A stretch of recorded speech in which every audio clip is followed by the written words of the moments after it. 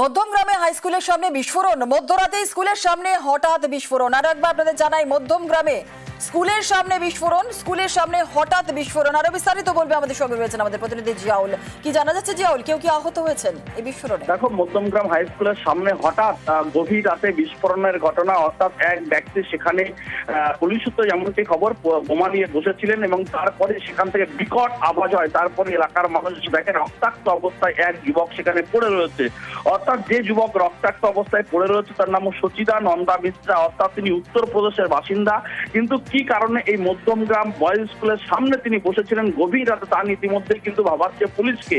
তারপরে বিকট আওয়াজ হয়, তারপর এলাকার মানুষজন ছুটে আসে। সেখানে পরবর্তীকালে পুলিশ আসে, তাকে উদ্ধার করে বারাসাত মেডিকেল কলেজ হাসপাতালে এই মুহূর্তে তাকে চিকিৎসাধীন।